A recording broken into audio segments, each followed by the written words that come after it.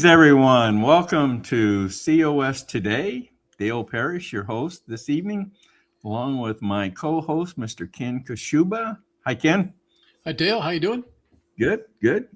Ken, did you have a nice Mother's Day yesterday?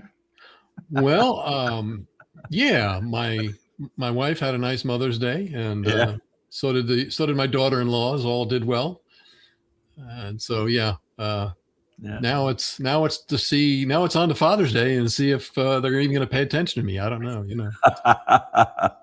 Well, they should. Yeah, Ashley, our son's coming over tomorrow for Mother's Day lunch. And, there you go. You can celebrate that, year round. Really, it's just a matter of making it special a day or two. That's right. May. Yeah, that's right. Always a special day for sure. Well, Ken, we got a big show lined up for everyone tonight. So a lot of stuff on the menu tonight. So I want to welcome everyone aboard, and let's get started with a little message from Maringo Mike here. Subscribe buttons along with the notifications bell so you'll always know when we go live. We appreciate your support and hope you'll join us on our mission to use the Constitution to save the Constitution. Now, back to the program. Yeah, I guess I didn't have Maringo Mike started at the very beginning, but that was good enough. Yeah, some nights he needs to be a little shorter, I guess. Whatever. I guess so. Well, listen, let's get started with our first segment here. And this first segment is the In Focused segment. And we bring on some guests to join us. And everyone shares what's got their attention in the news, in the world. In other words, what's their focus right now? So it's always a good session. A lot of good discussion here. So I want to bring on our first guest this evening, and this is Mr. Grant Martin. Grant is a regional director. Hi, Grant. Hey, Dale. Hey, Ken. Great to be here with you guys. Great to see you, Grant. Yep. Thank you for coming on, Grant. Once again, the name of your region is? It's the Cool Kids region. The Cool Kids region. And what states are involved? It is Kentucky, the Carolinas, and the Virginias. Okay. Nothing going on in Virginia. I don't know. You probably don't have anything to be concerned with there, do you? No, not at all. No, and the legislature there is good. Right. No shenanigans or anything being played. Nothing going on there. Not at all. Well, the next guy that we're going to bring on here, he hasn't got much to do either. He's the state director for the state of Minnesota for Convention of States. And I'm sure, he just nothing going on in Minnesota at all. Right. Very David? peaceful. Very peaceful. Very peaceful. Yeah. Hardly anything going on. Yeah. No. Okay. Everybody's out fishing, right, David? Mostly. Yeah. Fishing opener was last week. Yeah. There you go. It was on Mother's Day. And the governor was out. He wasn't really fishing. He was pouring trout into a stream, and and that was it. That was all he did. I didn't see him with a rod in his hand. Isn't that cheating? I think so. I think it is. But he's not going to run for re-election, so he doesn't care. And he doesn't have to worry about that anymore. No. He's coasting. He's coasting out now. Well, speaking of nothing much going on, this young lady is in the state of Ohio. Diana Tellis, and the Diana, nothing going on in Ohio at all, right? Oh, the purple state of Ohio, nothing going on here. Not Indiana, but it's okay. Right. Our primary results were mostly favorable. I had one really big disappointment. Our treasurer, I expected her to win, but Vivek won his primary, so that's good news, right? That's very good news. So, yeah, you take some wins and accept the losses. So, yeah. All right. Let's get started then. And like I said, in this segment, we ask each of us to share what has our current interest? What's our current focus on what's going on in the world? And I want to start with Grant because Grant can't stay with us tonight for the entire segment. He's going to have to get to another meeting here. But so we'll let Grant start off this evening. So, Grant, what's on your mind this evening? Well, like I said, Dale, that's a kind of a loaded and dangerous question to ask me if you want me to pontificate what's on my mind with your audience. So we'll just keep it to the Virginia redistricting efforts that thankfully the state Supreme Court ruled as unconstitutional, which is certainly a major blessing. The team, well, there's lots of organizations that were fighting against us. I know we did a nationwide effort to call COS supporters, ask them to vote no when this came for referendum here in April. So it was, I think it was right around 4,000 phone calls. So first off, to any of our COS telepatriots out there that participated, thank you. You know, it's awesome to have a mission like that and people come alongside the team there in Virginia and make those calls. So I hope that you enjoy doing it because it's also a great time to get a chance to talk with COS supporters out there. And so I know there's some wonderful conversations that happen during that mission. So again, thank you. But I think this is really important. I don't know if people really realize how this was written up in the what they voted on. I'm just going to read it here. Here's the question that was posed on the ballot. It said, should the Constitution of Virginia be amended to allow the General Assembly to temporarily adopt new congressional districts to restore fairness in upcoming elections while ensuring Virginia's standard redistricting process resumed for all future redistricting after the 2030 census? So fairness, got to understand what they were trying to do. Currently, there was a 6-5 split. There's 11 seats, congressional seats in Virginia, and 6 of them Democrat, 5 of them favor Republican. So they had really, really fair, and it shows in the way things voted that's a pretty accurate representation of the Virginia. It sounds pretty fair to me, really. Yes. But apparently that was not fair enough, brother, because they thought they needed to make it more fair. Right. And what they were doing is they were pulling counties they were splitting Fairfax County and splitting that up to bring it all the way down into some of it almost all the way to the southern border of the state to make sure they right. Well, they overrode the influence of any rural districts that were, would be in favor of Republican support. Anyways, we'll just put it that way. So, yes, pretty despicable what was done and pretty blatant.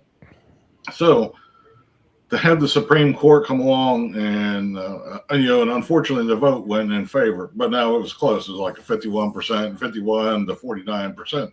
Which again lines up with what the congressional districts are currently, right? So the fact that the Virginia Supreme Court ruled that unconstitutional, I mean, what an amazing, and that's always touch and go whenever you go to a court like that, what they could rule. So it was awesome to see that they actually had common sense there and follow, because they have a process and it's pretty arduous process in Virginia to amend the Constitution, and they didn't follow that. And then their write-up on the ballot was actually absolutely atrocious. So kudos to the Virginia Supreme Court for this. I think it's a big win for. Yes, it impacted Virginia, but obviously there are nationwide implications for this. So a huge victory. There's a number of legislators and officials are yelling and screaming and ranting and raving and saying this can't stand and we've got to do something about it and we've got to overturn it. Is there any possibility? I mean, the Supreme Court probably won't take it because it doesn't involve any federal issues. What I'm not sure what else it could be that would overturn this particular decision. Well, to answer that question, I'm in lockstep with you there, David. I don't know what it would be outside of the Supreme Court. The U.S. Supreme Court. I don't see how they can take it up because it's a state legislative process and the state constitution, and so it's all wholly within the state. So I don't see how the Supreme Court takes it up. Yeah. Well, I think I just want to point out that this is in line with the COS perspective that we try to put forth here on COS today. Now, granted, this is a state constitutional issue, but we are, as an organization, we are dedicated to constitutional originalism. So I think this is certainly within the COS perspective, and I think it's just a great decision, quite honestly, just a great decision. No, I couldn't agree with you more there, Dale. Like you say, you never know what's going to happen, especially with some of the ideology sometimes creeps into these court decisions. So to actually see them roll on it the way it should have been rolled on was a very welcome surprise. We'll just put it that way. At least on my half, maybe a lot of people had a lot more faith in the Virginia Supreme Court. I personally did not. So I was when I got the news, I got a text from one of the team members there in Virginia. I was like, yes, yes, that was awesome. I was glad to see that. Now, are they trying to go back to the? Are they trying to redistrict again here quickly before the midterms come up, or? They haven't announced anything yet. We'll just put it that way. That doesn't mean they won't try and pull some sort of rabbit out of their sleeve. But for right now, it's as the congressional districts were before all this mess started. Okay. All right. So can I add a little bit here? I feel this was so big and huge when I heard this ruling from the Supreme Court, actually from the Virginia Supreme Court too, both really, but it made me realize, and not that I didn't already know, and it's all things we all know, is just how important the Supreme Court is and how effective and they obviously have enough people on the bench that they are constitutional originalists like we are, and thank God. And I feel more than ever that we need to be protecting the Supreme Court because that will be the first thing. I think if we have an unknown future, we really don't know, even in the midterms. And I know things just went our way for the midterms, but I'm not convinced that means that we're going to, the balance of power is really could potentially change in the midterm regardless. And we still don't know what's ahead for the next presidential election. We have no idea. But once the opportunity is there for the Democrats to pack the Supreme Court, they're going to do it. They're going to do it. And it needs to be protected. And I think this now more than ever, our national message as Convention of States needs to be to like at the top of the list of things that we need to be doing. Actually, Congress should be calling for it to do that. But if they can't pass the SAVE Act, then I guess they probably aren't going to pass any kind of legislation to protect the 9 seats on the Supreme Court and keep it at that. But the Convention of States can do that. That is a paring back, reducing the size and scope of the federal government, and that would fall under that pillar of our resolution. So I think that is literally the national message for COS, and it's the national message for any conservative that really does care about the Constitution and the rule of law. So you guys, I assume you all agree with me. It struck me when I was writing an article for the Ohio's Convention of States newsletter. It was a more general informational piece.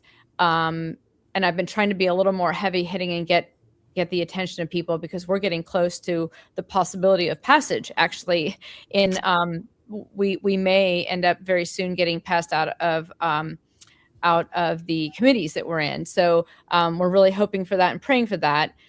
So right now in Ohio, things are hot, right? So that's at the top of the list. I mean, everybody, even if you're not sure if you like the idea of applying Article 5, Congress isn't going to do it. They're not going to be able to do it. We need to do it. Desperately need to do it. I don't know about you all, but I'm seeing more and more cases where we need convention of states. I mean, it's just, there's just more and more instances where our government's not gonna step up and solve the problem. We need a convention of states. Anyway, Grant, anything else? Well, I just had Diana kind of flag something for me to remind me. I just heard this today. I don't know whether having wings are gaining traction, but there's a Democrat lawmaker up there who's talking about trying to pass legislation to make the maximum age of the Virginia Supreme Court at 54, which surprisingly, just that would erase everybody that's on the Supreme Court there in Virginia right now. Really? So, Yeah. I think that's a pretty heavy lift. I think it'd be a pretty hard one to get past. That's pretty darn desperate to me.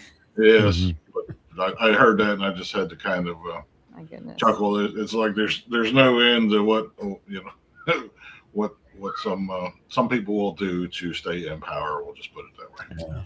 Grant, what do you make of the decision, the split decision 4-3? Is that surprising? Is that something that you expect out of the minority in the Supreme Court? Well, like I said, I was pleasantly surprised when it went our way. We'll just put it that. We'll just put it that way. It's unfortunately some of these courts and some of these justices on the courts have become just. I mean, it's just an extension of politics as opposed to what the Constitution, whether it's the state constitution or federal constitution, for that matter, says. So, Right. Yeah. All right, Grant. Thank you very much. I know you have to leave here in a few minutes, so thank you for coming on this evening. Enjoyed having you, and hope you can come back again and join. Well, it's great being here with you, Dale and Ken and Diana and David and audience. So thank you for all of you. Let me just again say thank you to all of our COS family members out there, volunteers. You guys. You're absolutely amazing. I'm just so blessed to get a chance to work with each one of them, and thank you for all that you do. Well, thank you, David. Grant. I'm trying to send David away here already, but so hang on with us as long as you can, Grant. Otherwise, you just feel free to sign out when you need to. Okay. All right, sounds good, brother. Thank you. Well, Diana, you're all warmed up, so why don't you continue on then, huh? I thought about holding back until it was my turn, but it fit in so well into what Grant's message was, and Sure. I stuck it in there. So I'm going to change it up, and I'm comfortable doing it. I think it's going to be something big eventually. So I'm going to talk about energy, nuclear energy specifically. I'm on the board of an organization locally in Cincinnati called Empower You, and I know you've had some people from Empower You, Mike Mercier for one. I don't know if he's representing Empower You necessarily, but he's been on the show before this show.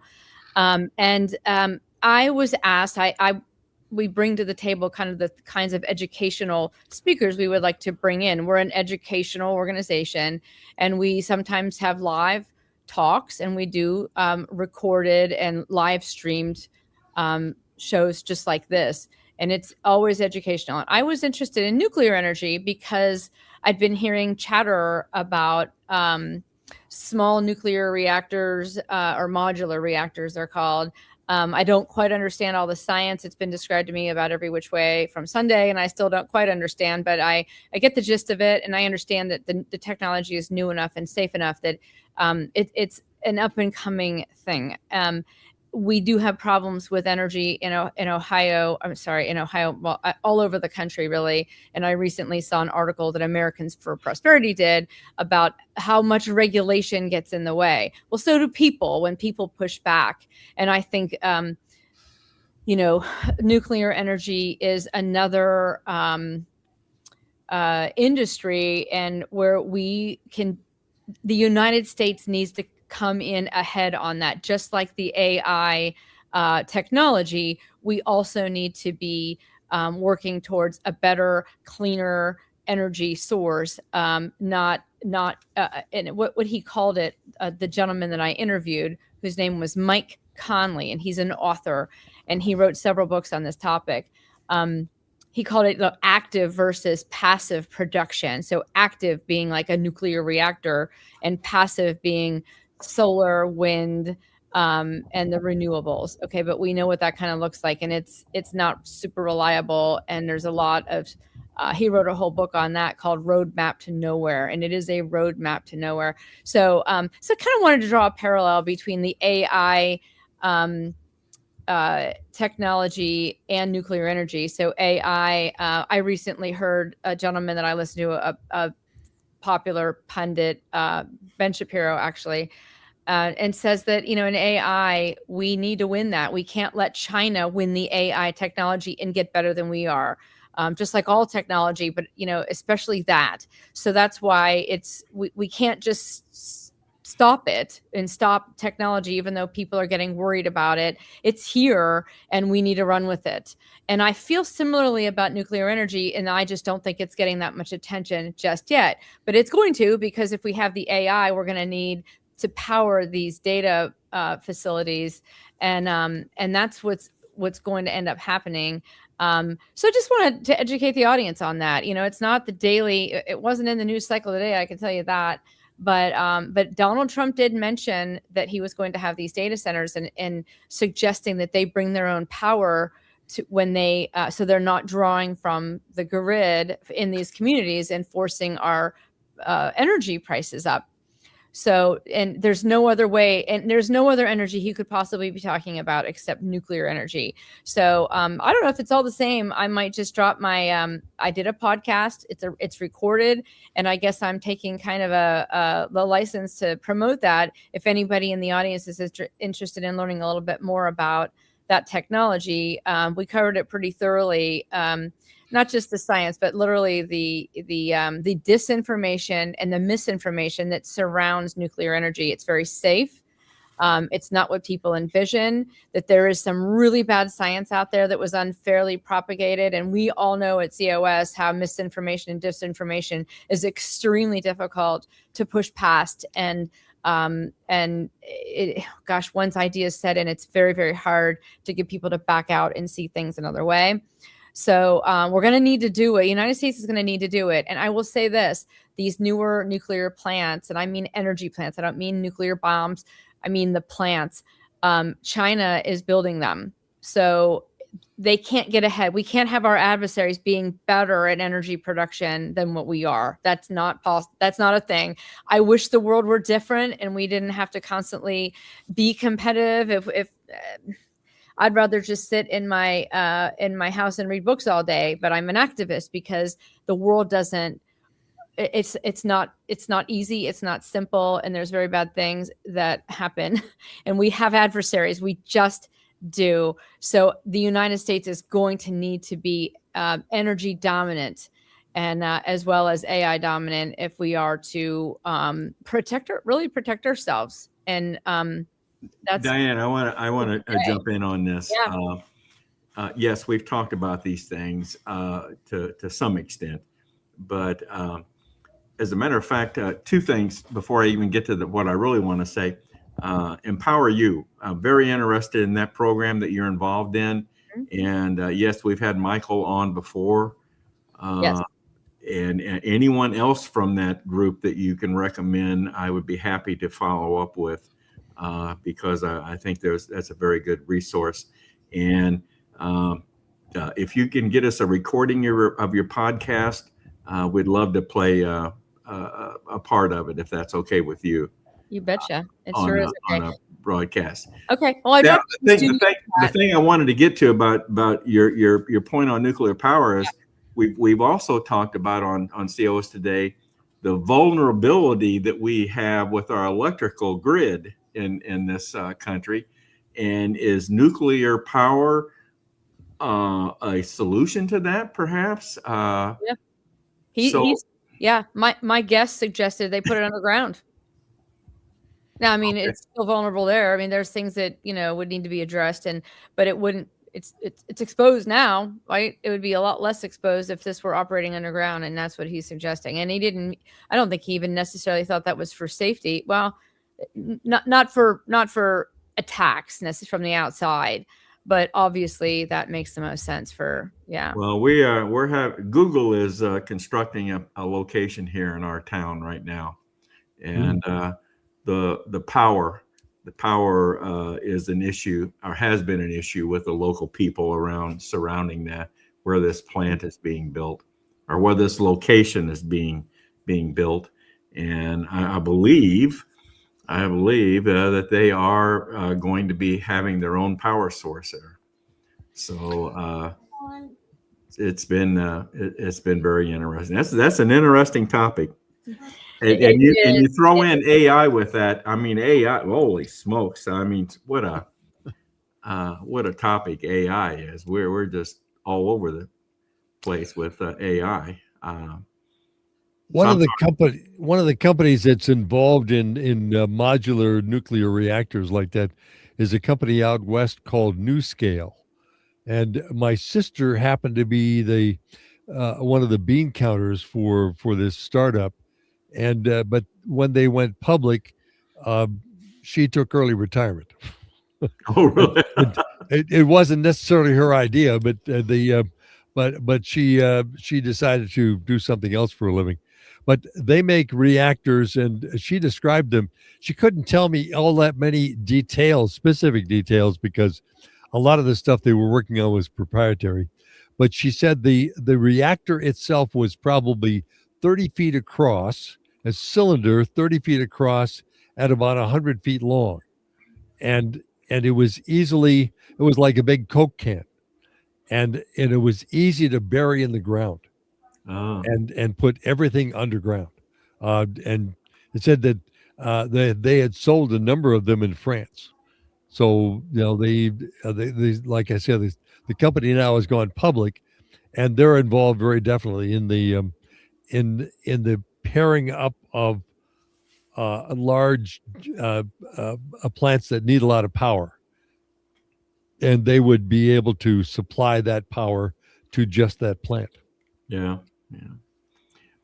Well, Diane has brought on a guest that I apologize, but I thought you guys wouldn't mind. This is my granddaughter Penny, just kind of snuck in, so I thought we'd just say a quick hello. Hi, Penny.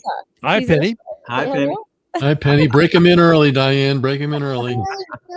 Yeah. Okay. How old is Penny? How old are you? 3. 3. Almost 4. 4 and 2, 16. Okay. Oh, okay. Wow. It's coming up. Okay. Thanks, guys, for that. But I couldn't resist. That's okay. All right. Diana, anything else before we move on? No, I'm grateful that I got the chance to talk about that, and I'm glad I thought to, because I can promote we got a lot of views. I mean, we got a few views on there now. It's on Rumble. But it was just chock full of great information, and it is an up and coming thing. And I just don't hear that much about it right now. And when he said our adversaries, actually, he didn't say adversary. I'm not sure that he would consider China an adversary in the way that I do. So this gentleman is an author, and he did this deep dive, and he understands the science, but he's not a scientist, and he wrote great books, and he's a phenomenal writer. I read some chapters of the books, but it's a big deal, and it's something we're going to have to face. And with this AI thing, and communities being, energy prices going skyrocketing, like we're not going to function like that very well. And I don't think the sunshine is going to solve that. I think it's going to have to be something bigger and better, and that bigger and better is coming. And I'm just grateful to have the chance to bring it up today. So thank you. Good. And Well, thank you for letting me bring her on. I couldn't resist, and she wandered in, and I thought, well, we'll go with it. Sure. Make her a star. You'll never ask me again. You'll be like, oh, not true. All right. Some people bring their dogs on, Diana, so you're more than true. welcome. I have seen cats on COS. That's or true. maybe we'll require it. It'll be required. You have to bring a kid. It's good for the clicks and the ratings, Diana. That's yeah, right. That's true. Yeah. You're right. You're welcome. Well, David, you're next. Are you in a different studio tonight, or is that a virtual background? Well, it's kind of a long story, but my camera used to be up on the top of the screen, up kind of where my finger was, and Yeah. in my on my regular program, we're playing around with doing video recording and that sort of thing. So now the camera is over here, so it reveals that the background is incredibly messy. It And sure is a and mess so back there. so My goodness. one of these days I'll get I'll have to get back there and clean it up. Probably tonight. Because it looks really bad. It's everything is just kind of thrown together. Oh yeah, yeah. It's the same room, but it's just a different angle. All right. Well, so what's on your mind tonight? One of the things that Minnesota is well known for these days is fraud, and it's the more we discover, the more we realize that the fraud has been going on for years and years and years. And some people even say back to 2018, back when Governor Walz first took the job. And it's not to say that he is directly connected with it, but there's a connection there somehow, and I'm not sure what it is. But one of the things that happened last year was the state Senate passed a legislation authorizing the hiring of an Office of Inspector General with police power. He could go out and arrest people. I mean, it would take a while. And the governor must have said to himself, "Holy smokies, they're going to come and get me," or something like that. I'm not sure if that's what he said, but the legislation went through the House. Like I said, the Senate passed it last fall. It's gone through the House and it's been hung up in committee. And I know exactly which committee it is because the committee members took the legislation that they got and moved that everything in the bill be stricken and replaced with the stuff that they wanted. And of course that didn't pass. I mean, none of the Republicans would pass that. But it's been back and forth and back and forth. Finally, the Office of Inspector General has passed through a House committee, not the one that it started in, but a different one. And now it's going to go back to the Senate to iron out the differences. And they're going to try to get the governor to sign it before the end of session. And that's going to be the challenge. To get him to sign it. He is Governor Walz has decided not to run for a third term. You guys might have heard of that. Yeah. And he was going to run one more time, but it's hard to say. And again, I want to be the fly in the wall that says that is in that meeting where they tell him, "No, you're not going to run again, and here's why." And I want to write it down, and then of course I'll tell the world. But that's why I won't be allowed in the room. Yeah. But I don't know how it will end up. The law enforcement segment of the Office of Inspector General won't take place until 2028, and the only thing I can think of the reason why for that is so the current crop of administrators gets flushed out of the system. Is there anyone in line for that job, or anyone? No, it's way too early. Identified as a good candidate for that job. Yeah, it's way too early, and it needs to be somebody with a good solid image, with good law enforcement background, that's not afraid of anything. The fraud just goes on and on and on. You wouldn't think fraud would be a problem in a state that I live in, would you? Would you possibly think that people in fellow Minnesotans would be guilty of fraud, of stealing things? I just can't imagine. I can't imagine. No. But it's a big problem, and some estimate that it's something like $9 billion for one individual state.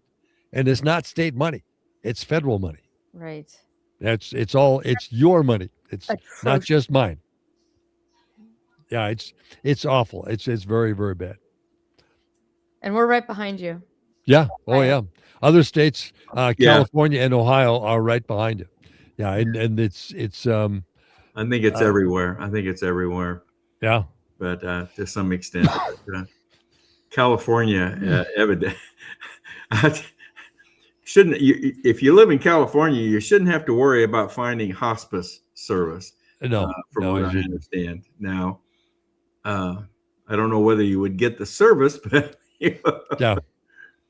It's a friend of mine was running for governor. This is probably it's 8-10 years ago, and he was at one time had been the Speaker of the House, and he put together a chart that showed that every state in the union had people getting EBT cards for Minnesota. Somehow they'd gone to Minnesota long enough to apply for an EBT card, and the benefits card, and they had taken it back. Even Hawaii had people getting Minnesota benefits. is that right? It's absolutely incredible. And why the wheels didn't come off then, I don't know. I don't get it. I don't know, guys. Do you think there's something going on in California with regard to the governor's race and the mayor's race in Los Angeles? Oh yeah. Yeah, the mayor's race has been fun to watch. That's really fun, isn't it? That's fun to watch. So fun, yes. You would, I mean, people have to get to the point where they stop voting on the basis of a D or an R behind a person's name. Yeah. And they have to realize they have to listen to what the person's going to do. You would think and so. Is the person honest? And we're a ways from that yet. Is it Hilton in California? Because I'm not looking at the D or the R. I'm looking at I like COS. I'm becoming like a COS supporter. Okay. Yeah, right? Steve Hilton. Yeah. And he's a COS supporter, right? I think so. Yes. Oh yeah. Probably influenced by Pete Hegseth. Yeah. Yes. Right. All right. All right, David. Thank you, Ken. Yep. What do you got? You got anything going on, Ken? Do you have something else there, Dave, that you want to put in? I'm sorry. No, that's it. That's all I got. Okay. No problem. Well, I'm gonna throw out a question. I'm starting to observe and watch when I start seeing the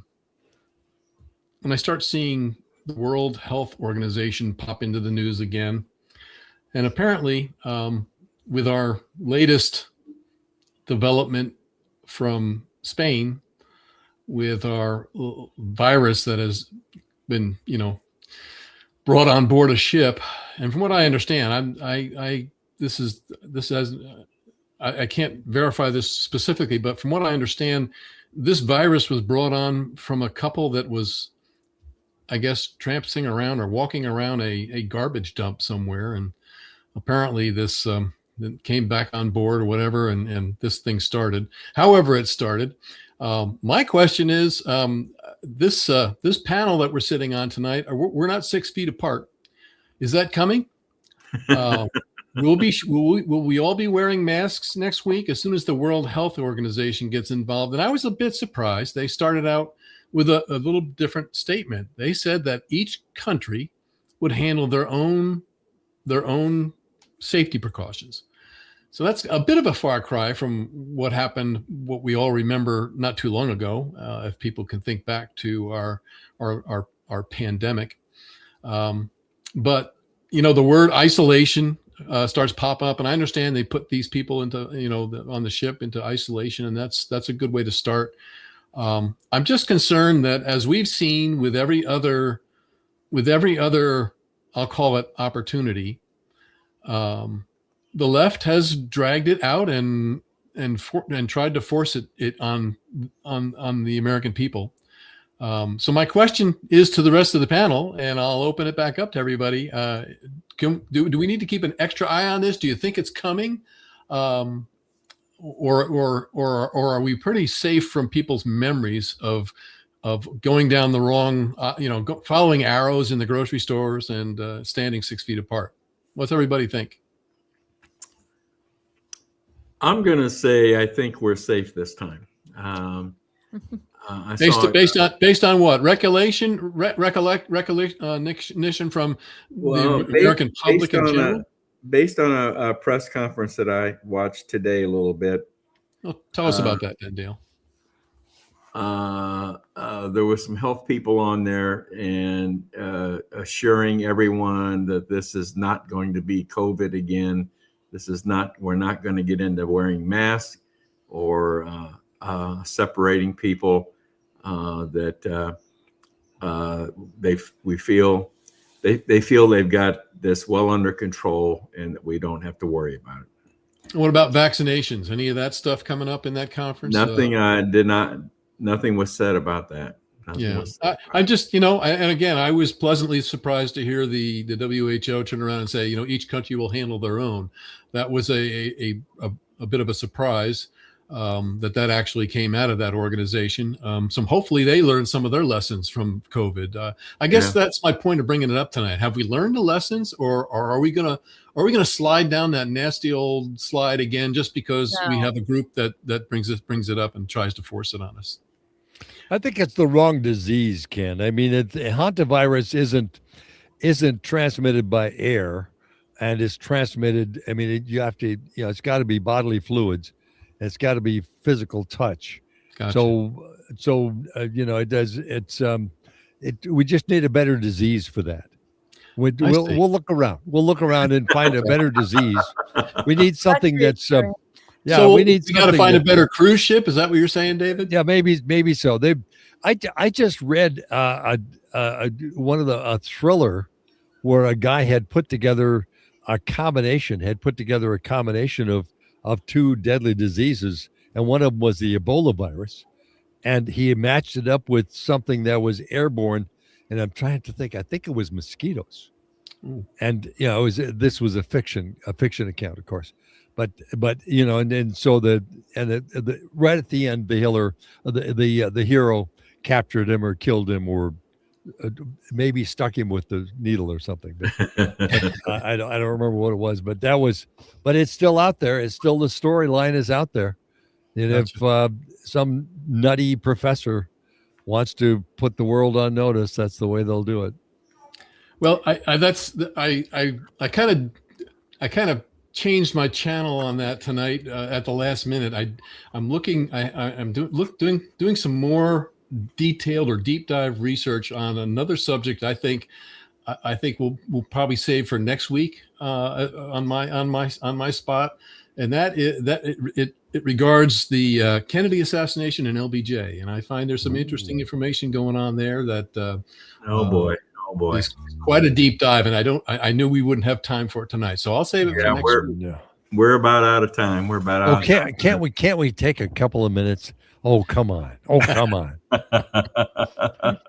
Well, you guys will record this. I can't be here next week, but you guys will record it, right? Because I want to hear this. Oh, sure. Well, either that or I'll save it till you're back on, David. How's that? Okay, I figure that'd be fine. That'd be all right. Time. It's a deep dive, and there's a lot to hash through. So I'm surprised no one said anything about the records that are being made public about space and about aliens and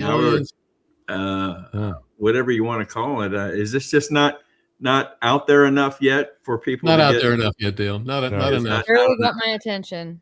Yeah. It barely got my attention. Barely? Okay. Yeah. All right, Dale, you're up. I don't want to cut you off on your time. It'll be like the Epstein files, Diana. It'll bloom into a major. That's exactly what it looks like. Yeah. Major topic. We just got a few minutes left here. I just want to say I'm getting very frustrated with the Iran situation. I think Trump's going to have to do something here. The Iranians are doing their thing, and that is delay. They keep coming back with the same unacceptable proposals, and I think it's just further delay. And I think that's part of their plan, and that's always been part of their plan. And I think I don't know what it's going to take, but I was hoping that this oil blockade against Iranian oil, that financially would hit their economy so hard that would be the thing that decides this for us, and eventually it maybe we just need a little more time on it, but otherwise, and in my opinion, the ceasefire is over. I know they're trying to say that it's still in existence, although Trump says it needs massive help. But in my opinion, I think the ceasefire is essentially over. So I don't know. I just frustration that it continues on and on with given what all has transpired so far. So I just hope something happens here soon to bring it to a close. So that's all I got, guys. Thank you all. Dale, I want to bring up a quick comment that was posted Okay. regarding my segment here. So I just want to throw that up. Oh, Our friend Susan Lyon, our editor of our newsletter, says that Yeah. Dr. Robert Malone said COVID-19 was an IQ test. How we respond to new viruses show the results. Dr. Stella Emanuel with Frontline Doctors said not to fear the new virus, but have approved meds stocked. Oh, really? Okay. Just want to throw that in. Yeah. Okay. Diana, thank you. David, thank you for participating tonight. And you both have a good evening. And once again, thank you. And hope you'll be willing to come back again. So. And bring your granddaughter again, Diana. Bring the granddaughter again. As long as you talk about the Kennedy assassination, I'm there. Ken, I think you've uncovered something here. I got a feeling. I think at this point I can't wait to have David on just so he's on the board to talk about it. So we need a panel that's interested. So have you ever read Stephen King's 63? It's the novel 63. Is it that he has a guy go back in time to prevent the Kennedy assassination, and every time he goes back in time, he comes back to the present and changes something about time. And it's a weird novel, but it's an interesting novel. Yeah, I might have to program him. Yeah, I might have to do the Cliff Notes version of that, David. It wasn't part of what I was researching, but yeah.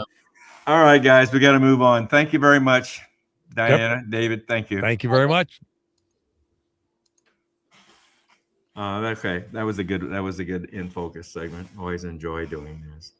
Of course. Well, let's move on, Ken. We got another soapbox from John Ackerman, and tonight he's going to be talking about primaries. So let's let John do his thing here.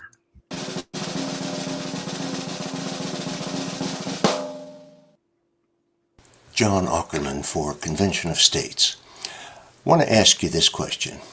Why do we have primary elections? In other words, why should taxpayers pay for political parties to choose their candidates for the general election? The answer is, they shouldn't. We should stop having primaries. We should replace the primaries with county nominating conventions, where all members of each political party would participate in a local convention to nominate their candidates for the general election. There are only 6 states currently that allow some form of local convention to nominate candidates. They are Utah, Virginia, North Dakota, Alaska, Colorado. Well, greetings, everyone. Dale Parrish, host COS.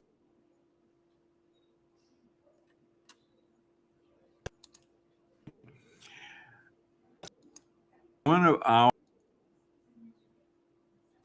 Each of these states uses some form of local nominating convention. The practice, obviously, is rare, but the time has come to make it common. You might be surprised to learn that most, if not all, states used nominating conventions in the past. In the 19th century, primaries didn't really exist yet. and candidates were typically chosen at party conventions. That included state, district, and local level conventions where participants knew the nominees and chose them.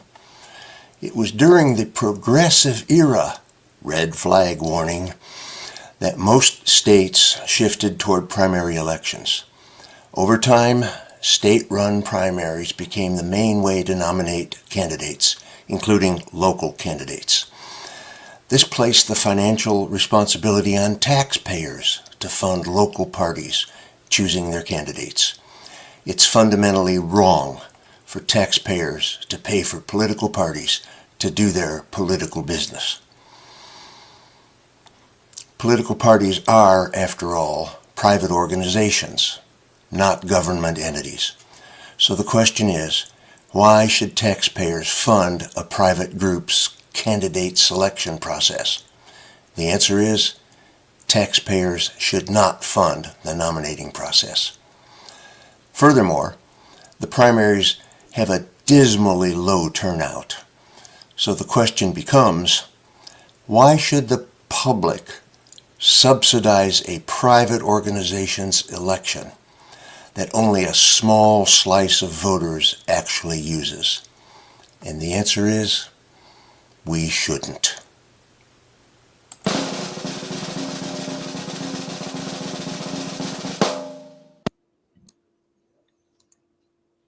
Well, that was really a good one. It was. It was. Yeah. I'm sorry to throw up that video.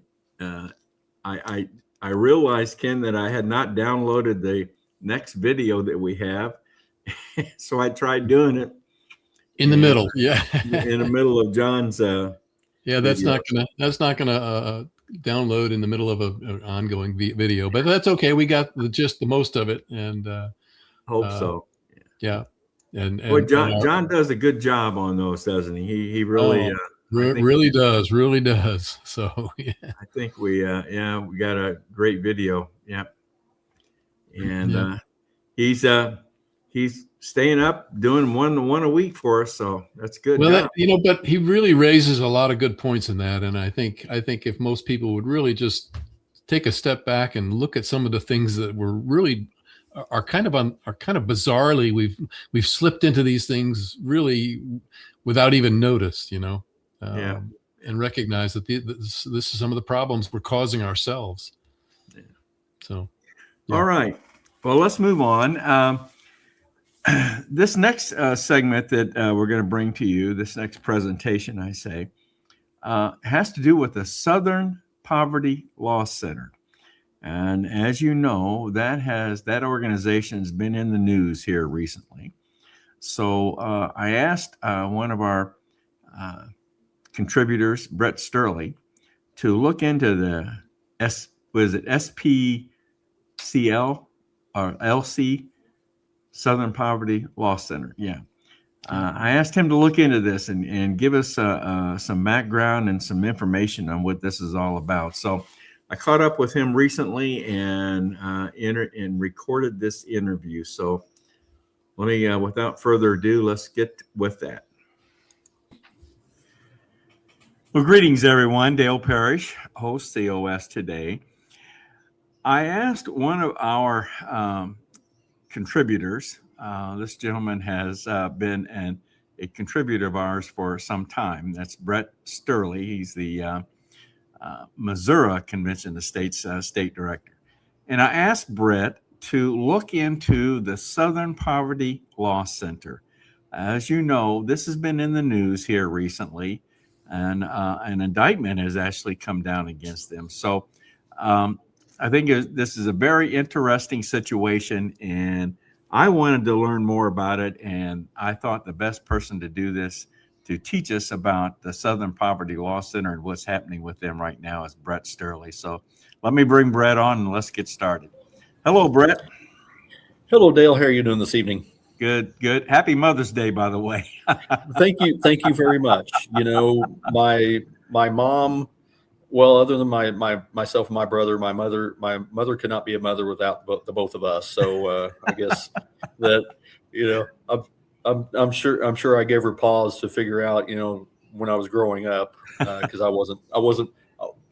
I didn't really misbehave a lot, but I was definitely trying on her patients. So Did you? I'm sure I made her question motherhood a few times when I was growing up. All right. All right. Anyway, I hope you've had a good one in your family there, as we have. Anyway, tell us, Brett, about the Southern Poverty Law Center and what's going on with them now. I'll just turn it over to you, and you fill us in on what's happening here. Well, it's pretty fascinating, and this is something that conservatives have wanted to see for quite some time. But I want to start off with like a little quiz, and then everybody can just So get your thinking caps on. So, what do the Family Research Council, Alliance Defending Freedom, Focus on the Family, Turning Point USA, Liberty Council, and PragerU, what do those 6 groups have in common? Oh, wow. These all sound like hate groups to me. Am I close?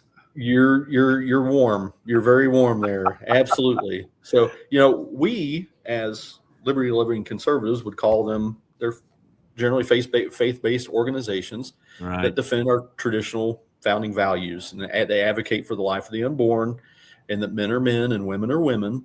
All these things, that 80+% of America agreed upon until about 15 minutes ago. But you are correct that the other thing that they have in common, that they are also listed as hate groups by the Southern Poverty Law Center. Is that right? Wow. Turning point, huh? My goodness. Turning point.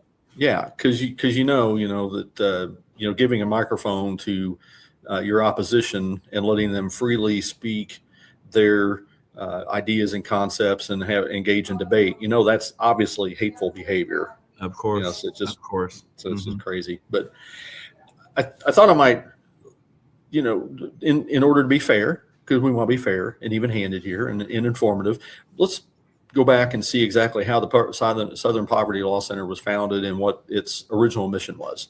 Okay. So it was founded back in 1971 in Montgomery, Alabama, by civil rights lawyers Morris Dees and Joseph Levin Jr., probably not related to Mark Levin. I'm just going out on a limb there. We'll just say now that's interesting. Was founded in Alabama.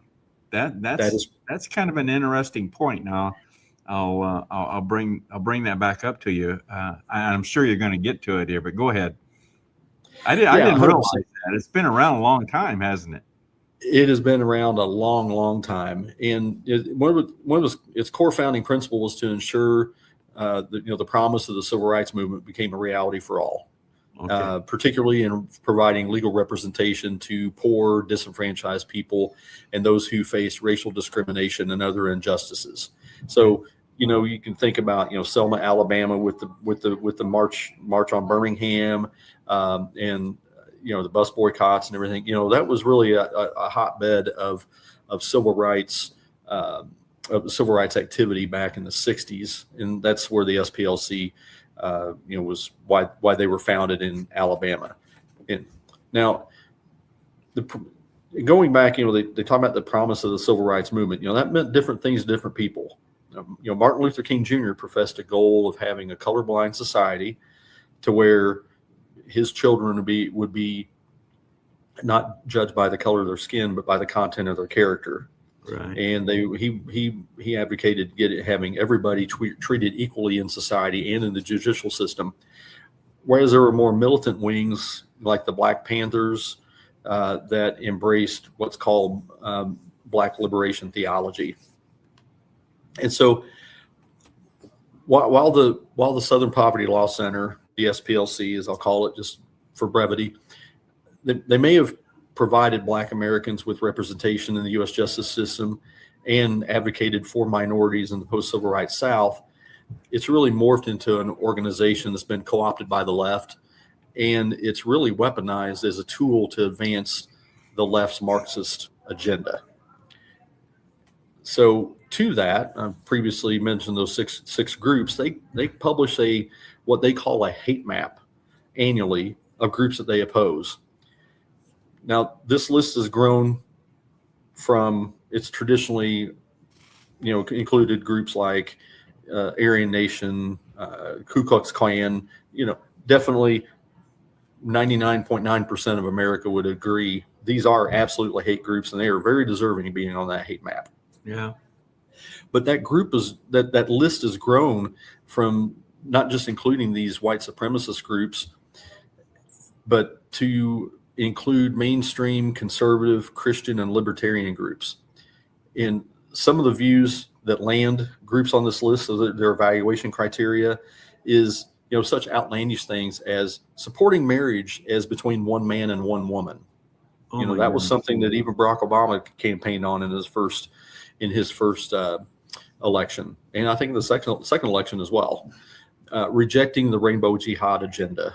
We talk about the rainbow jihad an awful lot on this show.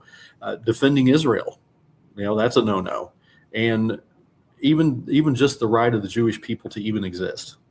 Those are all things that if you advocate for any of those things or reject the rainbow jihad agenda, those are all things that land you on this hate map. Okay. And so the effect of this is, you would just think, hey, no big deal. It's a group out there that just, doesn't like conservative groups. But the problem is that they use this map and hate group designations to effectively extort money from corporations who may support these organizations or don't even necessarily have to support them. They just have to, when they're asked, they don't denounce them. So they will wage economic warfare through boycotts and now social media campaigns. And the Southern Poverty Law Center is reported to have an endowment in the area of $700 million. Is that right? So this has been quite effective. And if you think about, back in the Biden administration, all these boycotts and social media attacks against corporations that didn't have a DEI officer or some type of a inclusivity officer in their corporate structure. I would imagine they were very supportive of Black Lives Matter. Absolutely. Yeah. Absolutely. Yeah, absolutely. And interestingly enough, we'll learn about some other groups that they were supportive of as well. Here in a few minutes. But and also the other thing is that they've gained legitimacy. I would argue they're not a legitimate organization anymore, but they've gained legitimacy through the media using them and naming them as subject matter experts whenever there are issues of race or of what is the trans agenda. The network news, CNN, MSNBC for sure, they will cite studies and surveys from the SPLC as being evidenced of some of discrimination. So it gives them some legitimacy. So gives them some legitimacy, 100%. Yeah, I've heard them being referenced many times. Yes. Yeah, absolutely. But this is their bias has been known for some time, and here's an example, just one example of their one-sided activity. There was a recent article back on April 23rd of this year in the Post Millennial that they chronicle the failure of the SPLC to report thousands of instances of anti-white hate crimes. And the SPLC back in 2015, I think it was 2014, 2015 when they did this study and published in 2016. But the SPLC partnered with another favorite of conservatives, the American Federation of Teachers, which, and in a 2016 report, it was titled "The Trump Effect: The Impact of the 2016 Presidential Election on Our Nation's Schools." Okay, so that right there, that kind of sounds like it's that kind of sounds like it's going to be even-handed. But this is a survey that was sent to members of the AFT Teachers Union looking for instances of race-based instances. So from this post-millennial article talking about this, the report focused overwhelmingly on the finding that 40% of more than 10,000 educators who had responded to the survey had heard, quote unquote, heard derogatory language directed at students of color, Muslims, immigrants, and people based on gender or sexual orientation. So 40%, sizable number. However, the report did not mention the results of another question it asked of educators, whether they agreed with this statement. And that statement is, quote, I have heard derogatory language or slurs about white students. So the New York Post reported at the time that the SPLC initially said it was struggling to get the information about the data from researchers when asked to provide it. So the reports of discrimination against people of color, migrants, and Muslims, and those are suffering from gender dysphoria, they ran to the presses with that. That got out immediately. But some of this other stuff they were having problems trying to find. They're having problems trying to locate. So finally, there was an SPLC spokeswoman, Kirsten Bokenkamp. When she was pressed further in a press conference, and she revealed that about 20% answered affirmatively to that question. So that equates to about 2,000 of the 10,000 respondents said, yes, I have heard derogatory language or slurs about white students. Okay, now, but none of that was put front and center in this report. It all focused on the narrative that they were trying to build. Right. So to that point, the actual wording in the report released by the SPLC, it focused on quote unquote anti-immigrant sentiment, anti-Muslim sentiment, and slurs about students of color in schools across the country.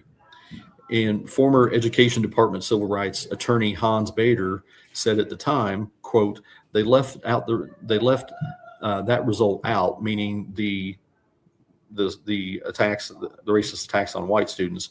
They left that result out because it would not fit with their ideological narrative. It was deemed an inconvenient truth. Right. So really, really no surprise there. And so the extra attention here about the SPLC has centers around an Alabama grand jury delivering a criminal referral to the Department of Justice.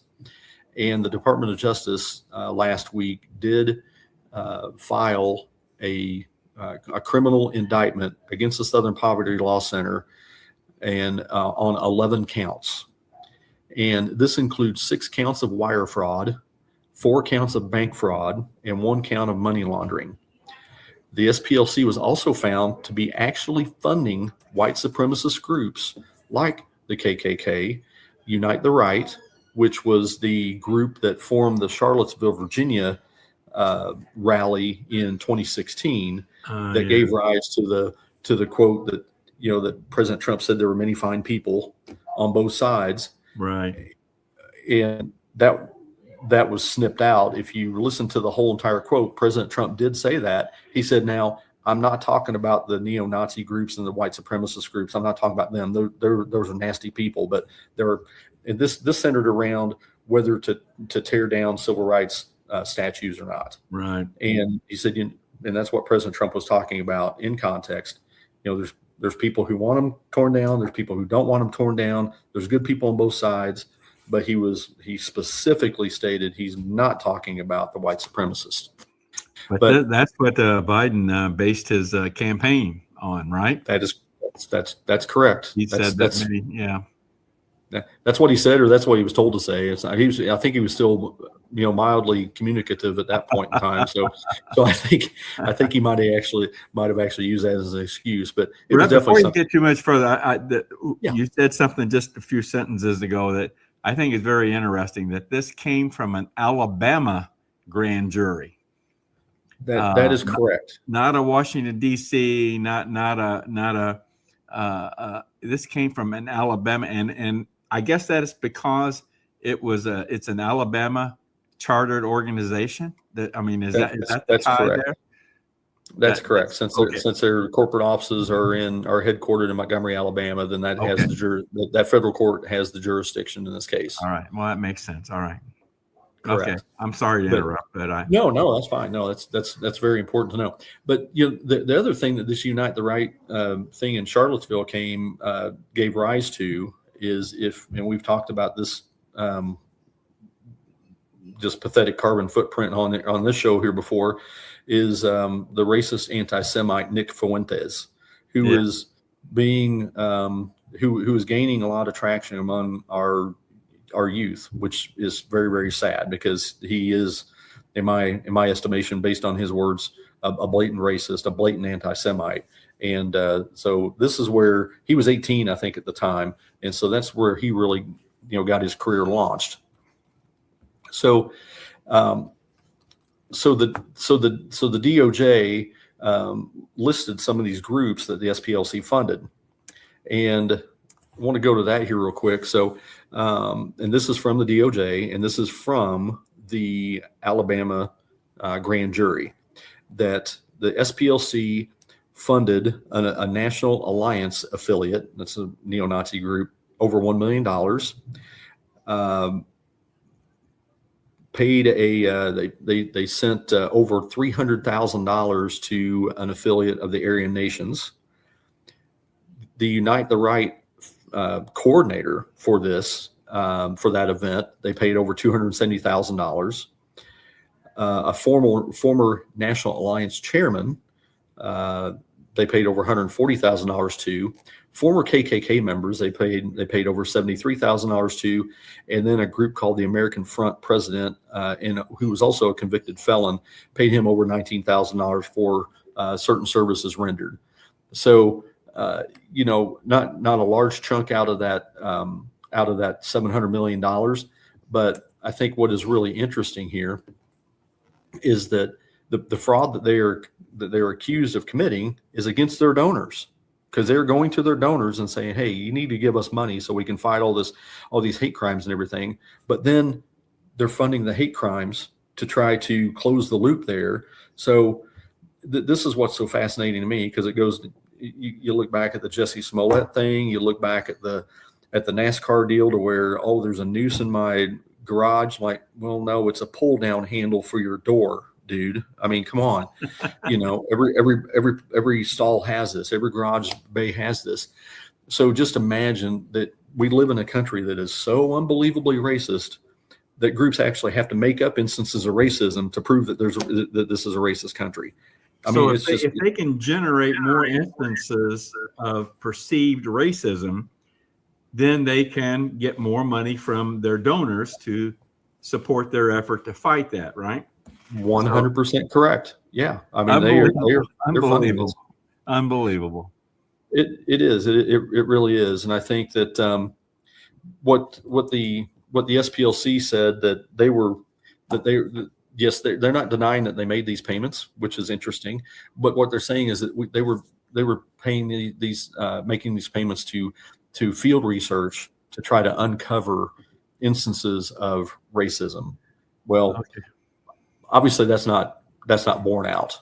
That's not borne out. And I'll wrap up here real quick, because I just wanted to say the court documents show the SPLC actually financed the staging of these so-called hate crimes, including Charlottesville, and this went even as far as crafting and approving the social media posts and other communications from some of the white supremacist leaders. One of their field sources that they call, quote unquote, field sources, was actually the Imperial Wizard of the Ku Klux Klan. Another was an officer in the National Socialist Movement and the Aryan Nation. Now, National Socialist Movement, those are Nazis. That's what they are. And so this was something straight from the indictment. F-37, that's their designation that they don't name this person, was a member of the online leadership chat group that planned the Unite the Right event in Charlottesville, Virginia, and attended the event at the direction of the SPLC. F-37 made racist postings under the supervision of the SPLC and helped coordinate transportation to the event for attendees. Between 2015 and 2023, the SPLC secretly paid F-37 more than $270,000. So this is going to be heard in court in the U.S. District Court for the Middle District of Alabama. There has been a judge assigned. Judge is Judge Emily Marks.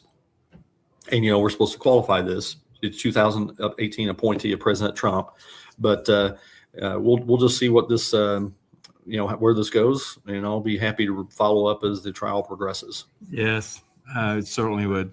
Well, this whole thing is just so in opposition to the core values of Convention of States. There's no doubt about this. This is going to be very interesting to see how this pans out, Brett. I'll tell you.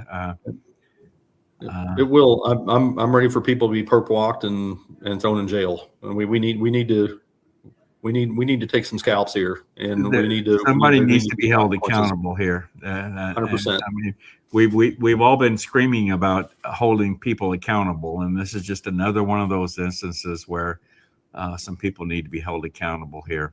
It's fraudulent. I don't know what else, what other descriptive terms you want to use, but it's just not right. And my goodness. Well, Brett, is that a wrap then, bud? That's a wrap. All right, Brett. Thank you very much. Appreciate it, bud. You bet, Dale. Thank you. Go back Thanks, and everybody. enjoy the rest of your Mother's Day. Okay. I will do that. Happy Mother's Day, everybody. Thank you. Well, I want to thank Brett again for his report on the Southern Poverty Law Center. And this will be a case that we'll want to follow, and very, very interesting. It's unbelievable. So hope you've enjoyed that report.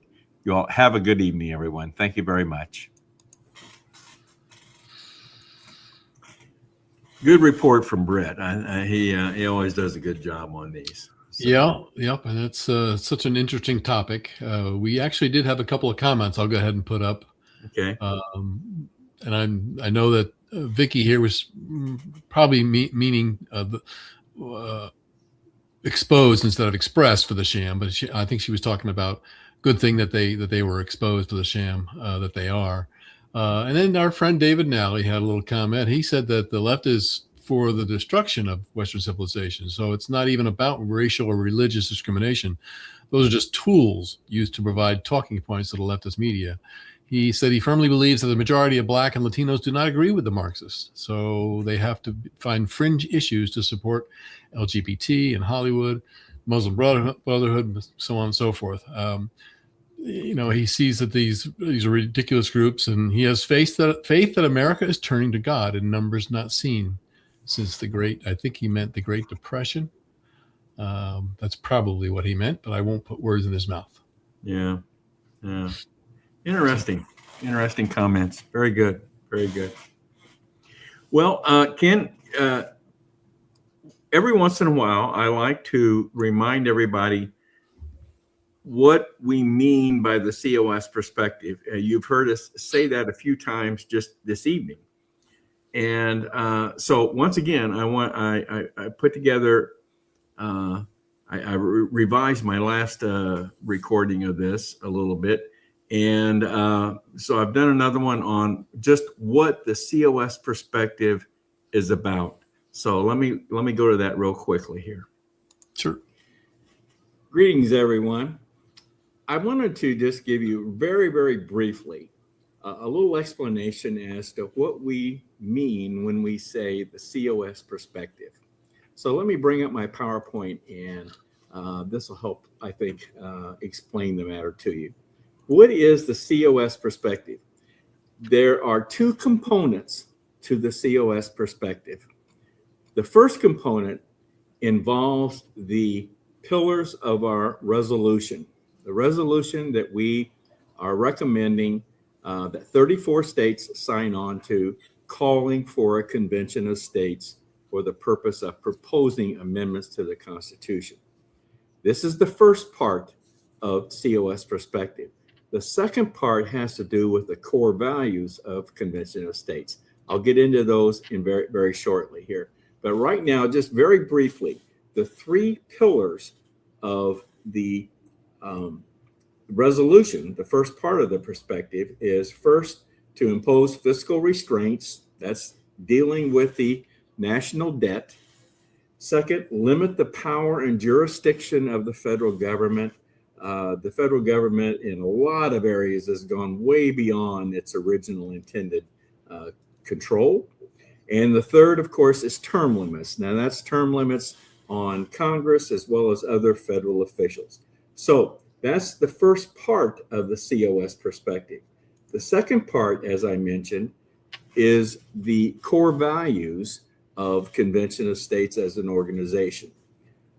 Preserve constitutional originalism, foster responsible self-governance, cultivate servant leaders, be kind to each other, produce meaningful results, and to revere Judeo-Christian values.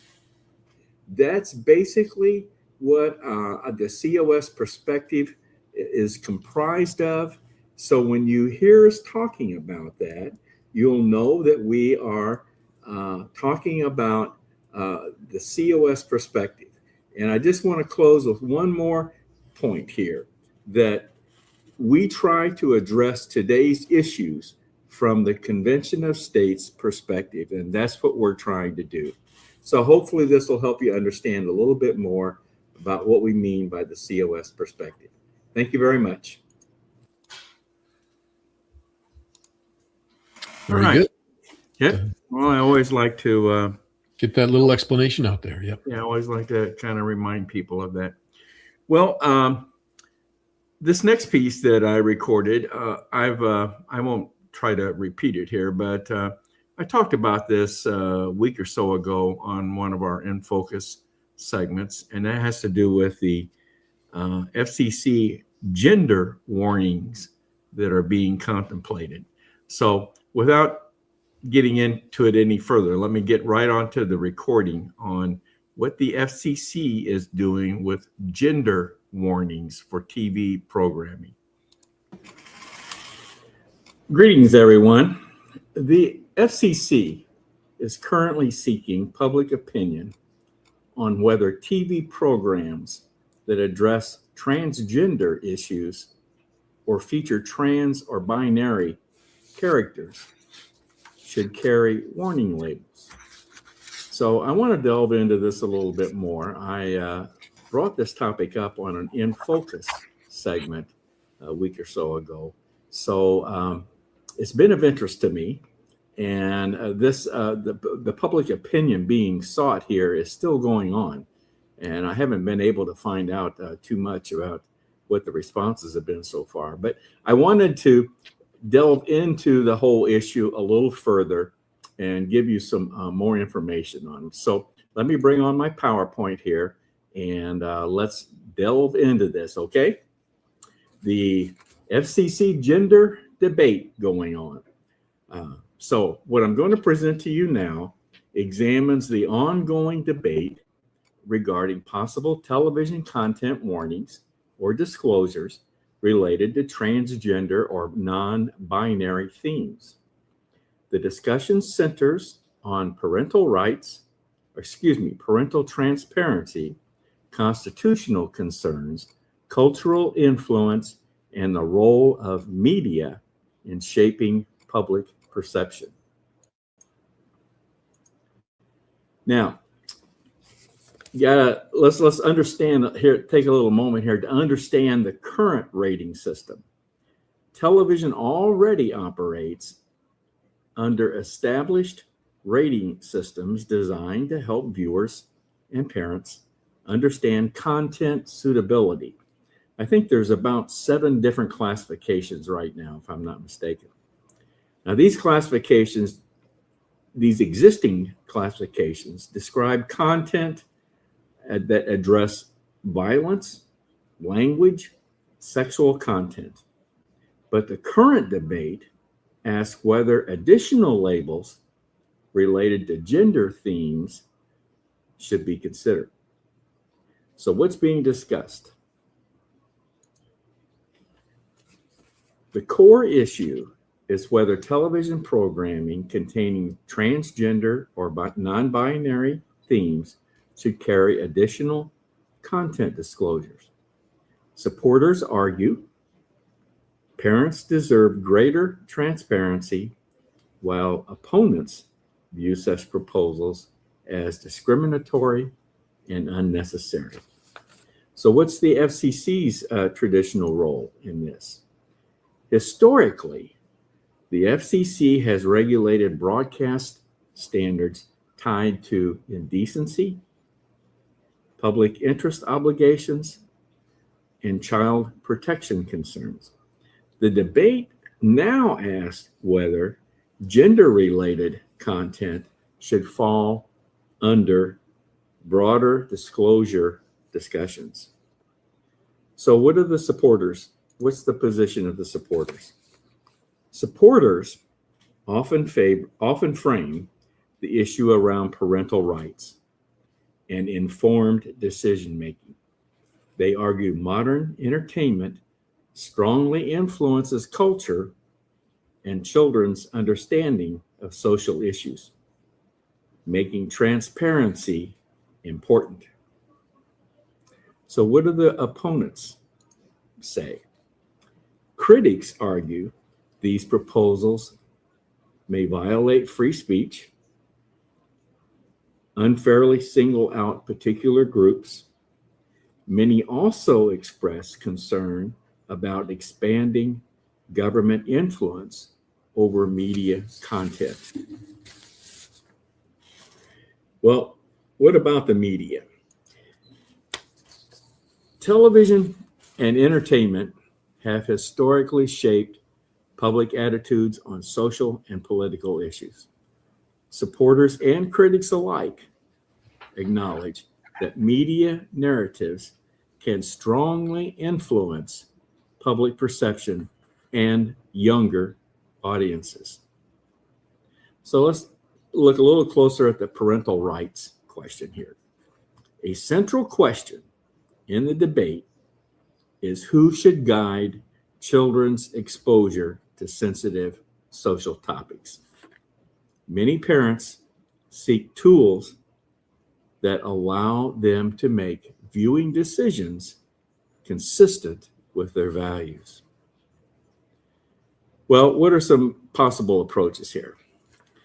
Possible approaches stem from the range from voluntary disclosure systems and industry-led content labels to maintaining the current structure with no additional regulation. So, broader constitutional questions here. The debate ultimately raises broader constitutional issues involving free speech, government authority, and the balance between protecting children and preserving expressive freedom. So, what can we conclude here? This issue reflects larger national conversations involving culture, family, media influence, and constitutional rights. Regardless of viewpoint, the debate highlights the importance of public engagement and informed discussion. Well, I just want to close with what I think is the COS perspective on this debate. I think our core values as an organization supports parental rights. So I think any information provided to parents is important and should be provided to parents in this matter. Thank you. Have a good evening. It's a good report, It's a good report. What do you think, Ken? Well, I agree that you know the more labeling it's almost like food and drugs. I mean, the more label information you can provide to help people make decisions is good. Um, my whole, my whole, I'm trying to think how to frame this. The whole cloud around all this is look where we are right now, and the very very small minority of people that seem to dictate what the news puts out, along with those that kind of jump on the bandwagon. I again, I think it's good that we should have more labels for material that kids should or should not be seeing.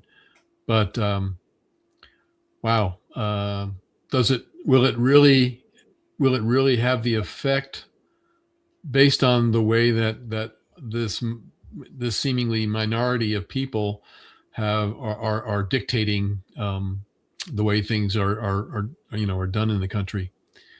I think it's, again, I agree with it. I just think I don't know how overall effective it'll be. I think you'll have a certain amount of parents that obviously will jump for joy and will use it. Then again, I think there's, where does this extend to phones? We have a big problem with kids and phones nowadays. Yeah. So where do you address that? I've seen some suggestions where there people are suggesting that kids under a certain age shouldn't be allowed to have a phone. Yeah. At least a smartphone. Yeah. Have a phone that can. That's a good point. That's an interesting point. Yes. Have a phone that they can dial an emergency or get a hold of their parents, but not a smartphone. Not where they're out there, on all these different social media and other types of apps that really basically just open up a world to them that most of them are not ready to deal with and are so heavily influenced, I guess is what I'm looking for there. So that could be another whole program we could look at, just the smartphone and the development of the smartphone.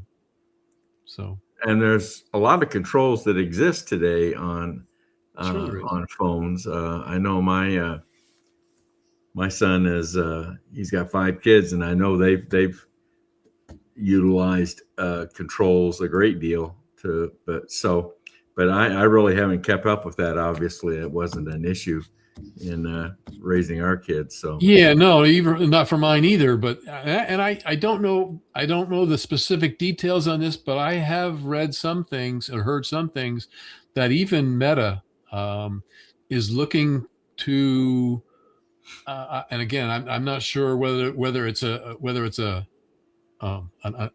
eye thing or how they're looking to verify kids' ages. But I know Meta is looking into it, and most people say, "Oh, Facebook, really?" looking to decide who's old enough and who's not.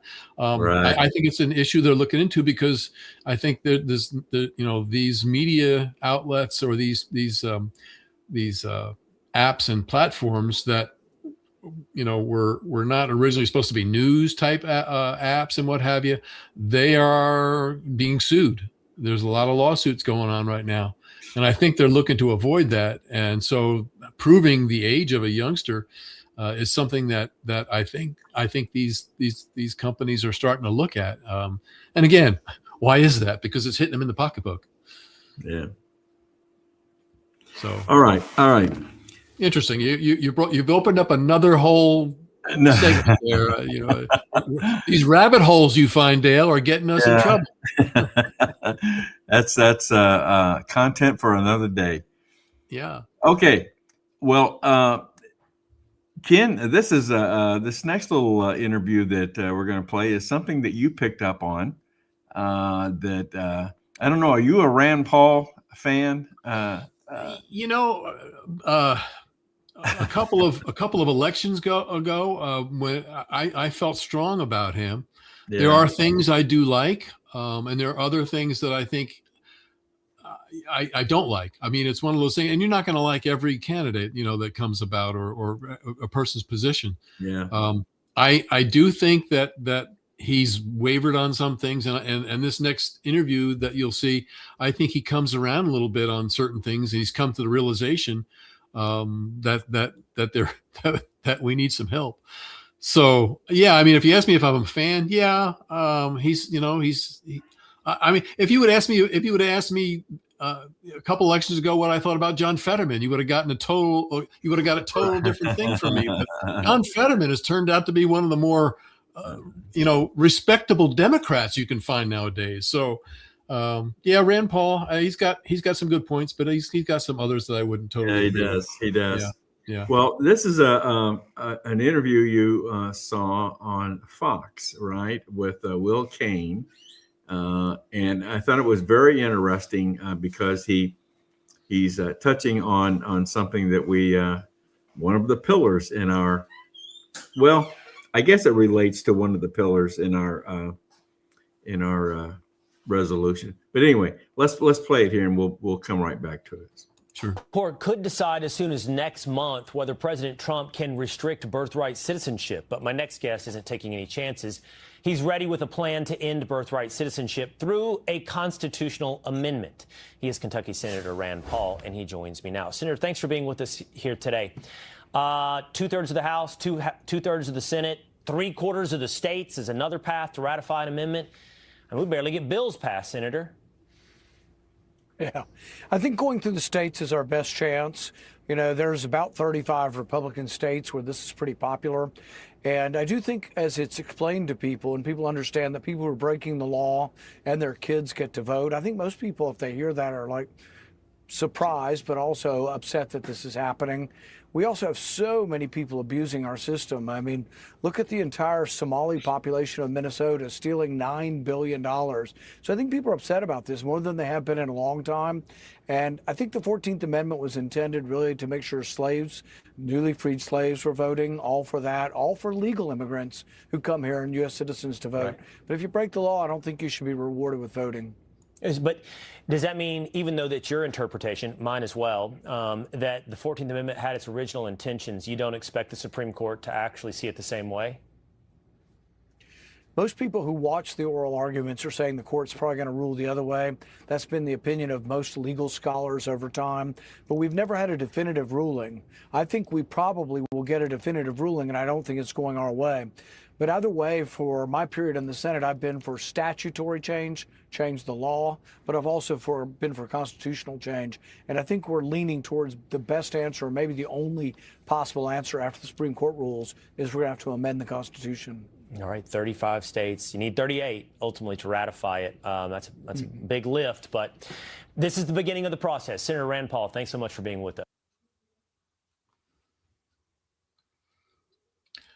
Yeah, there it was. It's a big lift. I was thinking term limits here, but no, this is what caught my attention on this interview was that I think he's right. It's going to require some constitutional amendments, and I think it's going to take the states to get it done. It's going to take the states, and that's what Convention of States is all about. Yeah. And I particularly like the fact that he said, once people hear about it and understand it, it makes sense, and people start to realize, hey, it is we the people, and this is one way, obviously, that was built into our Constitution. So right. Okay. Well, let's go with another of Dave's Daily Dose, and these folks come from David Punt, who was part of our In Focus group tonight. So let's see what David Punt has on his mind here for us.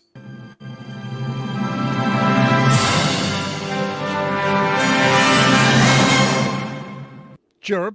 I've noticed that if I sit down to do something and I have a half hour to do it, the job will take about a half hour or less.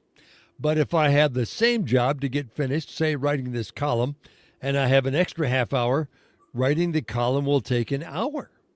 Now I learn that the phenomenon I've lived with for my whole life has a name: Parkinson's Law. Some guy named Parkinson has been looking over my shoulder my whole life. I went through all that work taking twice as much time as I needed to, and he gets the credit? Should there be some sort of royalty arrangement? Maybe a punt percentage? This is Dave's Daily Dose on BrokenRoadRadio.com. I'm David Allen Punt. Cyril Northcote Parkinson was a British naval historian and wrote a bunch of books, most of which took twice as long to complete because he had the time and took it. He wrote a bestseller in 1957 named Parkinson's Law as a satire, but we took it seriously because it seemed to be true. Cyril first wrote a humorous article for The Economist magazine in 1955, and he wrote it about government bureaucracies. The 120-page book was mostly about short studies. Some of them might have been made up or lightly conjectured or reverse engineered from experience. He argued that bureaucracies would inevitably grow like Topsy, the young black girl in Harriet Beecher Stowe's pre-Civil War book Uncle Tom's Cabin. Parkinson wrote that in his experience in civil service, he noted the number of employees in public administration continued to rise year after year.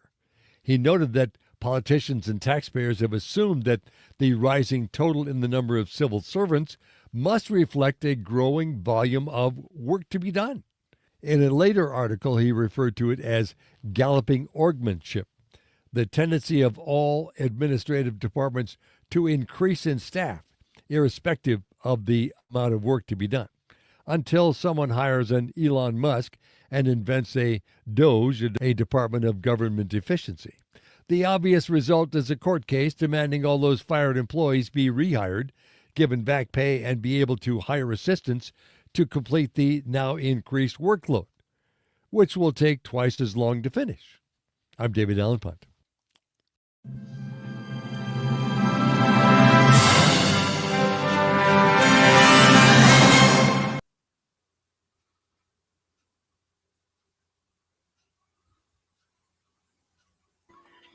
Well, David's always got something on his mind, doesn't he? Yeah, him and John Ackerman, they're what a team, huh? They are. All right, Ken, let's start wrapping things up here this evening.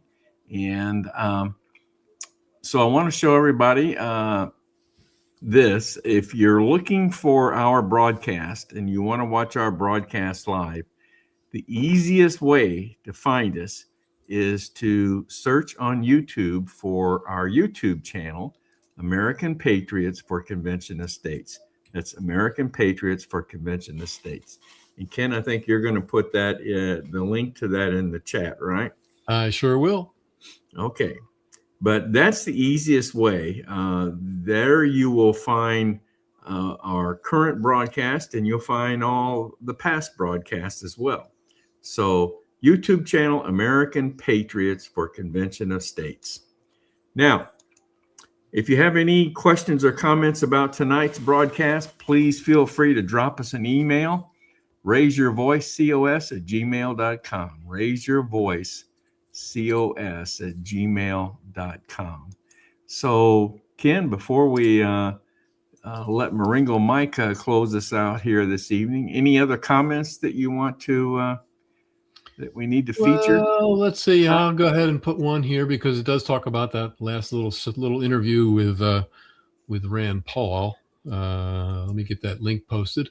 That's going up now. This one was just again by our friend Susan Line, who says that she agrees with Rand Paul's stand on birthright citizenship because it is being abused by Chinese nationals coming here on vacation to have babies. Yes, that is very true. And I agree with him. I don't think the Supreme Court ruling is going to go in our favor here. But, I think he's got the inside track on that. He knows where it's headed, but yeah, it's not over till it's over. Yeah, it's gonna once again. It's gonna take the states. The states are gonna have to handle this issue. Yeah. So, all right. So, Ken, let's bring on Maringo Mike here to close us out this evening. Once again, thank you, folks, for tuning in. Enjoyed having you this evening. I hope you enjoyed our broadcast. I think we had another good one, Ken. despite a few technical issues along the way. Oh, that just keeps people on their toes, Dale. That's all. Is that what it is? Okay. Yeah. You know the whole thing. Have you ever been in a church service, and you're 3 people, you're watching 3 people around you falling asleep or nodding, and suddenly the preacher claps his hands and everybody wakes up. Well, that's kind of what happens in the media. Is that right? Okay, I'll remember that analogy. Yeah. Or he raises his voice quite a bit, and suddenly everybody wakes up and pays attention. Because I remember that as a kid. I had an uncle that I would watch him at church services every Sunday, and I would watch him. He would always nod off, but he would be awake during the singing. He had a terrible singing voice, and he would try to sing louder than everyone else. Anyway, wonderful man. One more comment for you, Dale. Okay. We're glad to have you back, Dale. Thanks, Susan. Thank you. Right. Just a little quick note before we close out here. Next Monday night is going to be our COS Perspective segment night. And we'll have a little short, brief in focus segment, but we're going to devote most of the rest of the program to the COS Perspective. COS segment. And our topic for the COS Perspective segment is, are things related? And we're going to delve into it. It's kind of a deep dive here, but basically, some of the things that we're seeing happening in our country, are they in fact related? Is there a commonality here, a reason for these things happening? So we will delve into that. I don't know what the outcome is going to be, but we'll delve into it anyway. So, all right. Anything else, Ken? No, my answer to that would be, do you have relatives? Are they related? All right, guys. Thank you very much, everyone. Have a good evening. Marengo Mike here with a reminder of the importance of this year as we continue to grow the grassroots army of volunteers and the mission of using the Constitution to fix the ills of our government. Use the QR code if you haven't signed the petition